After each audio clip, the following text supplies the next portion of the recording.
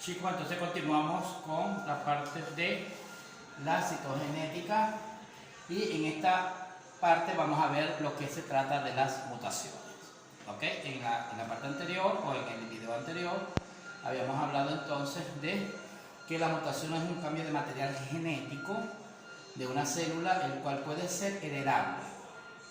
Se originan al azar y son importantes para los seres vivos, ya que posibilita o ya que es posible que nos den a nosotros algunas respuestas sobre la evolución, como les dije anteriormente. Esa es la importancia de estas mutaciones. Les dije ya a ustedes que en las mutaciones todos somos mutantes, pues, pero hay unas mutaciones que son anomálicas, es decir, que son anormales, y otras mutaciones que son muy normales, que todos nosotros provenimos de esas mutaciones, pues, de individuos heterocigotos que forman entonces individuos homocigotos. En esta parte nosotros hablamos entonces de una secuencia, de un orden y una estructura. Generalmente cuando la cadena de la polimerasa, que es cuando el ADN, su hebra se coloca en forma horizontal y plana, la cadena de polimerasa pasa por encima y empieza entonces a hacer las replicaciones, es decir, empieza a hacer la lectura de estas proteínas, de la adenina, citosina, guanina, uracilo. ¿Ok? Cuando eso no ocurre, cuando ese orden se altera, allí puede haber una mutación. Es decir, que muchas veces estas mutaciones se dan de manera espontánea, de manera que no nos damos cuenta, porque eso va a depender entonces de esa secuenciación que existe en el ADN. Cuando nosotros podemos ver la estructura y también allí podemos observar que entre esa estructura de los cromosomas ocurren algunas diferenciaciones, entonces también nosotros decimos que hay una mutación. Si nosotros vemos en nuestra vida cotidiana, una peca, por ejemplo, lunar, X, cualquier aspecto que tengamos nosotros en nuestro fenotipo, eso puede ser producto de una mutación, de un cambio que se produjo en la genética, en ese proceso genético, en ese proceso donde el ADN empieza a reestructurar, a hacer y a duplicarse, que es lo que hace el ADN. Entonces, si esas duplicaciones traen una alteración en esa secuencia de la polimerasa o de ese orden de esas proteínas o cómo se estructuran esos cromosomas, allí puede ocurrir entonces una mutación. Entonces nosotros podemos decir que una mutación puede ser espontánea o puede ser inducida. Decidimos que es espontánea cuando generalmente se da a través de una manera al azar, se da simplemente porque dentro de los aminoácidos, dentro de la síntesis de proteínas en las células, que son las que van a crear esta parte de la cromosoma en este proceso de mitosis y meiosis, entonces empiezan esos cambios bruscos, esas derivaciones que nos van a ser analógicas, que no van a ser complementarias, sino que entonces van a traer un proceso de cambios, porque las mutaciones son cambios que ocurren allí en los cromosomas. Decimos también que puede ser inducida, es decir, por un agente mutógeno. Esto puede ser por cambios externos o por cambios internos que existen en los cambios cromosómicos. Esos cambios externos podrían ser, por ejemplo, si nosotros, el tabaco, por ejemplo, el cigarrillo, esto trae alteraciones muy precisas en los cromosomas, produciendo algunas alteraciones en los mismos. ¿Okay? Además de producir cáncer en el pulmonar, o sea, problemas respiratorios, también puede traer otras secuencias, más que todo en la parte externa, en la parte del fenotipo de los individuos. Cuando nosotros también podemos decir que hay una mutación es a través de la capa de ozono. Cuando la capa de ozono, por esta parte de lo que es el efecto invernadero y la capa de ozono, el efecto invernadero y esto lo que es el calentamiento global, que trae como consecuencia que la capa de ozono no se pueda reestructurar en su totalidad, hace unos agujeros y los rayos ultravioletas, es decir, los rayos UV, inducen o entran con más dirección a la Tierra, trayendo como consecuencia algunos cambios en la anatomía de los seres vivos.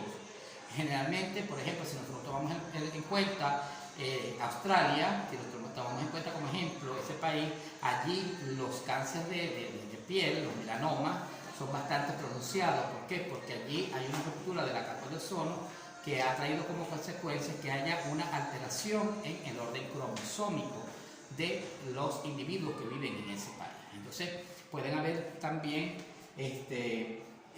mutaciones que pueden ser inducidas a través del sistema externo, es decir, de las condiciones ambientales en las cuales nosotros, los individuos, los seres vivos, nos estamos desarrollando. Esta puede ser heredada. Obviamente hay quienes tienen algunas alteraciones, algunas mutaciones que pueden ser heredadas. El vitiligo, por ejemplo, esa enfermedad que existe, que se da en la piel, que hay una despigmentación de la piel, eso puede ser heredado. Generalmente se hereda y hay un desorden allí también cromosómico y que el individuo, los progenitores de estos individuos, de estos padres que son heterocigotos, pueden conducir a un individuo que sea homocigoto recesivo con la enfermedad que la porta y por supuesto que la va a manifestar, o que simplemente sea un gen dominante, ya que son heterocigotos, y que el individuo lo vaya a manifestar desde los primeros días de su vida. A veces pasa que es de novo, es decir, que aparece solamente una sola vez o por primera vez en el individuo y que no tiene antecedentes de que haya otra persona, que haya un antecesor de él que pueda también contraer o tener este tipo de enfermedad o cualquier tipo de otra enfermedad que pueda ser heredada. ¿Ya? Entonces eso es lo que se conoce como de novo, porque es nuevo, ¿okay? Surge de manera innovadora, que se hace presente en un individuo de manera que sorpresiva, pues, y que puede ocurrir de esa manera también. Generalmente estas mutaciones pueden ser silenciosas, son silenciosas cuando estos genes son recesivos. Generalmente las personas no saben que tienen esas mutaciones, no se manifiestan en el fenotipo, simplemente están en el genotipo y que pueden ser heredadas a otros individuos.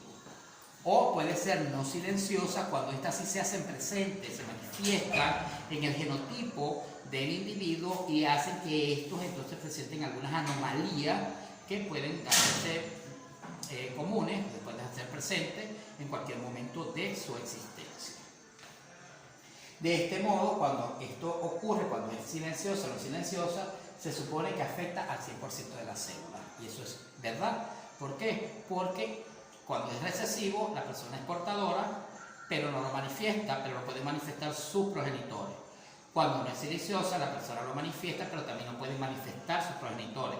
Por ejemplo, la diabetes. La diabetes yo puedo tenerla y mis hijos, o sea, es decir, mis progenitores, van a obtener también o van también a padecer de la misma patología, de la misma enfermedad.